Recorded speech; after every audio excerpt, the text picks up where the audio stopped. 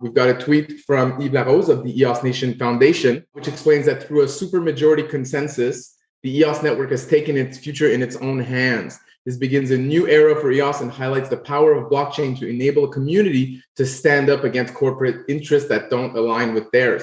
Of course, he's talking about the fact that the block producers halted the vesting of tokens that Block One was earning. This article of the Block Crypto goes over what happened, why the block producers elected to do that. Make sure to check out this article if you want more details about the history and kind of all that went on leading up to this. In general, the big line is that the EOS community does not feel that Block One was holding up their end of the bargain in terms of being committed to developing the EOSIO network and committed to fostering the EOSIO protocol and committed to fostering the EOS network. And for those reasons, the block producers came together. 25 of the top 30 block producers voted to stop the vesting of the Block One tokens. As EOS Nation made our position clear earlier in the week on the EOS network Discord channel, so I invite you all to join that if you're still not in there. We made it clear that we support a deal that could be made between the block producers and Block One. That deal would involve the EOS Network Foundation receiving about half of the tokens that are still vesting from Block One. Helios would receive almost the other half. Eden would receive 1 million tokens. Pomelo would receive 1 million tokens. And the EOS Network also wanted the EOSIO intellectual property to be transferred from Block One over to the NF or over to the EOS network so that we could have full control over those IP. That would include social media networks, the website, training material, and would really enable us to continue building EOSIO in a way that is optimized for the EOS network. We made that statement earlier in the week. We were supporting the term sheet that was prepared by the EOS Network Foundation. We appreciate Block One's commitment to return the remaining portion of their unvested tokens to the network, but do not believe it addresses the 37 million unvested EOS it's sold to Helios. So really that was the event that sparked this whole series of actions, was that Block One sold vesting tokens to Helios while the network did not believe that it was within Block One's rights to do so. Our statement continues here saying, we believe a public commitment from Block One to transfer the EOSIO IP to the network would bring a satisfying resolution to this matter for all stakeholders. Until all parties can come to an agreement, EOS Nation supports the MSIG that have been proposed to pause the vesting of EOS from the network to B1's account. And then we iterate our support for Yves Larose and EOS Foundation and all the great work that they've been doing, negotiating with Block One and Brock on behalf of the network. Unfortunately, we were not able to get a commitment from Block One that they were intending on transferring the EOSIO IP to the network, and consequently ended up approving the multi-sig to stop the vesting of the tokens. So here we can see the list of block producers that did approve this MSIG. We had 25 block producers that approved it. Some of them were outside of the network. Basically, all of the top 21 except these four, so Binance, Bitfinex, OK Capital, which are large exchanges, did not approve this MSIG, which is not surprising ever since the Hive/Steemit situation that happened a while back, where Binance approved a hard fork. I'm not too familiar with the details, but basically since that time, the exchanges have been very much more hands-off on the governance. So we're not surprised to not see these exchanges approved, but all the other BPs, including Huobi, which is a large exchange, they approved. Generios approved, EOS Nation, Greymass, EOS Asia, and many other of the big block producers approved. So this shows a clear consensus of the network in reaching this decision. I'm going to go over a few tweets from some of the members of the community that kind of highlights some of the opinions. This tweet here was deleted by Brendan Bloomer. Aaron Cox basically says that, the situation is a hindrance to the EOSIO growth and needs to come to an end. Talking to Brendan Bloomer and Block One, you're certainly welcome to participate in EOSIO growth, but this open source movement that Block One started needs to live its life on its own. The EOSIO IP should be in the hands of a not-for-profit entity or placed into the public domain for all to use. This isn't about money, it's about lifting the burden and risk involved with IP when an entity like Block One has ownership of it. Aaron Cox was really on fire in the last few days, tweeting a lot, getting in there, sharing his opinion, which we love to see. On the other side of the coin, we have Luke Stokes here that shared his opinion on the matter. He claims that, I think the intent of the tokens is clear. They were B1's tokens. Is there a code or comment and or variable which confirms this? Block One was able to vote with them. This certainly implies control, which goes along with intent.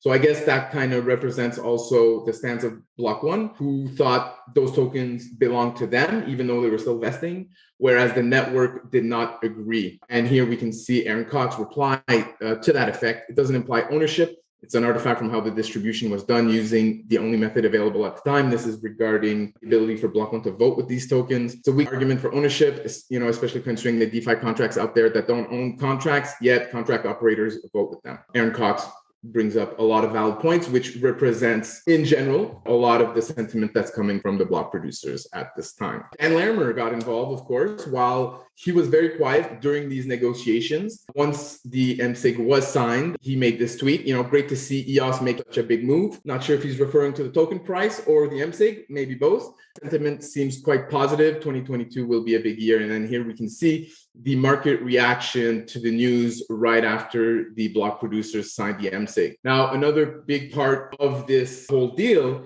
was that Brock was to receive a significant amount of tokens that he would use for Helios, which is his new EOS VC organization that aims to promote and invest in for-profit companies. So we had Pomelo invest in public goods, and then Helios was aiming to invest in for-profit companies. So here we have a message from Hernan, which is working with Helios. He says, hello, everyone. We're still in conversations regarding the current events and what our next steps are for Helios. Rest assured, we're still committed to what we plan for and studying the best way to make it all possible. So there's a lot of questions in the community once that MSIG was signed. Is it over for Helios? Are they still going to do the things they said they were going to do? Clearly now they don't have as many tokens as they thought they would have. And so it was nice for Hernan to quickly answer these concerns from the community. A bit later on, Brock Pierce also confirmed these sentiments, saying, I'm still actively working to support the EOS community and build Helios. And then discussion with the BPs, Block One, etc., are still underway as well. So Brock here confirms that even though the MSIG is signed, the BPs are still willing to have conversations with Brock and Block One, and there's still an effort being made to reach a deal that could see all parties involved be content with the decision. So even though we froze the vesting of the tokens, doesn't mean that the network could not come together and write another MSIG that would potentially unfreeze this vesting if there's a deal that is reached that satisfies all parties. A few days later, the EOS Network Foundation released an article shedding more light on the situation. So Eve says, as representatives of the largest DAO in the world, EOS, the ENF welcomes new investors, developers, businesses, individuals with open arms as we enter a new era. So if we look at the article, it does go into a lot of details, shed some light on what happens, the series of events that led to that MSIG being signed. One of the big concerns that the EOS network has is that the amount of commits to EOSIO, the quality of the releases for the upgrades to the EOSIO protocol has greatly been diminished, in part because a lot of the top developers that were working for Block One either left Block One and they're no longer with the company. The others that did stay mostly got reassigned to Bullish, the for-profit exchange that Block One seems to have been focused on over the last year. Apparent in the latest two EOSIO iterations, EOSIO 2.1 and 2.2, that the quality is just not as high as it used to be. Through the current means of consensus, it was determined that the vesting tokens legally and rightfully belonged to the network. Block One attempted to sell the rights to assets it did not own without consulting the rightful owners, aka the network, and that's why the block producers came together and signed that MSIG. There was no confiscation, no tokens in the Block One account were taken, the account was not changed, and keys were not modified. So it's very important to understand what happened on a technical level. The block producers did not modify anything relating to the Block One account.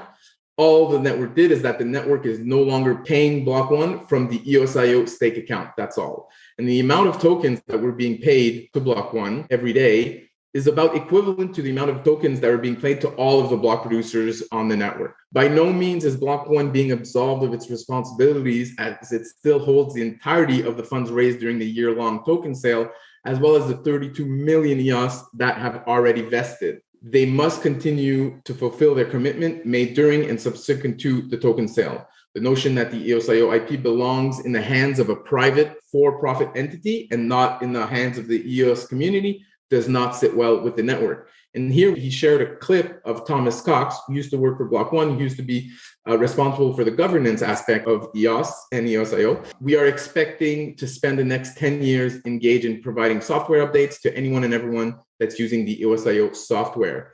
Clearly, that is not the case anymore. And that's one of the big reasons why the block producers acted in the way that they did. And then, of course, quote Margaret Mead, never estimate the power of a small group of committed people to change the world. In fact, it is the only thing that ever has. Bringing it right back to a quote that was originally published in the first release of the EOSIO protocol. So here at Helios, the team at Helios says, the Helios team wants to thank all the community that expressed support for how we're trying to empower it and grow together. Unfortunately, the latest action is now stopping 80% of our planned budget and will hinder some of our stated plans. We have reissued a new vote with the Block Pierce 1 proxy to reflect our discontent with how the decision was made, and we'll be evaluating our options. Basically, anyone that approved this MSIG has been removed from the Block 1 proxy and has been replaced with other BPs that did not express their opinion. They're not necessarily for or against, they just didn't express their opinion on chain. Now they make up the Block Pierce proxy, which is the third largest proxy on the network. If you're curious, the Genuine Rios proxy is the largest with about 11 million votes. The EOS Nation International proxy is the second largest with about 10 million.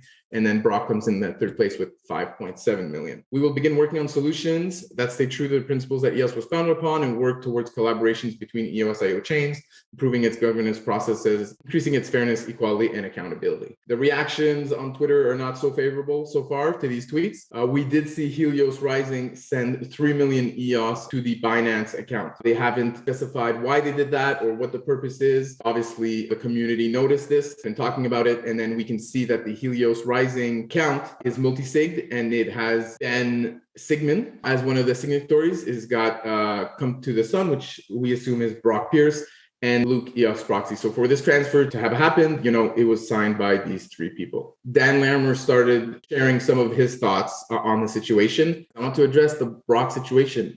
Earlier this year, he was advocating threats to take B1 tokens, including liquid tokens. Furthermore, my understanding is that his contract has a clause to mitigate his downside if the network did this.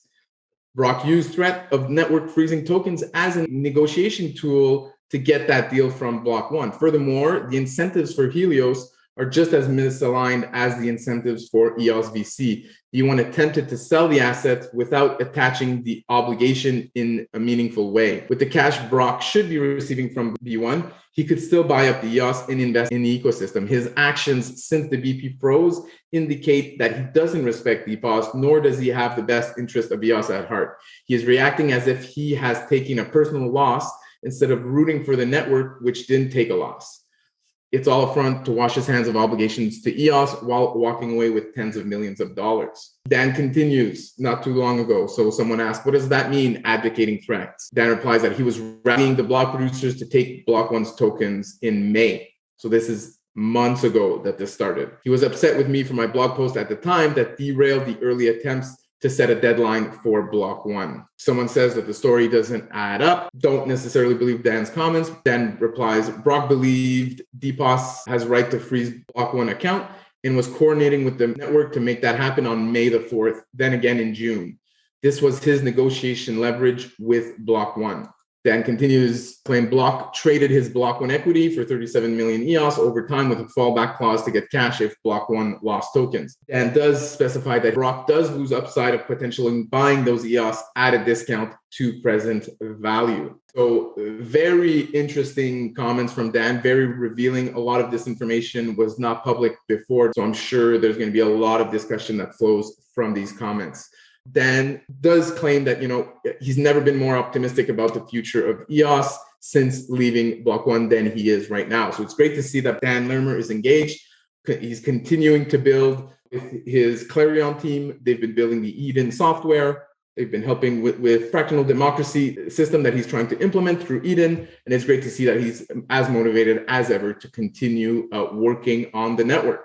If you want to take a lighter look at all the events, where I encourage you to check out the latest episode, No Idea, of EOS Popcorn. This is a lighthearted article, combines a lot of memes and jokes, gives another perspective of the events that happened, sharing a lot of tweets, sharing pictures of people, etc. So if you want to look at memes and have a laugh, definitely go take a look at this article.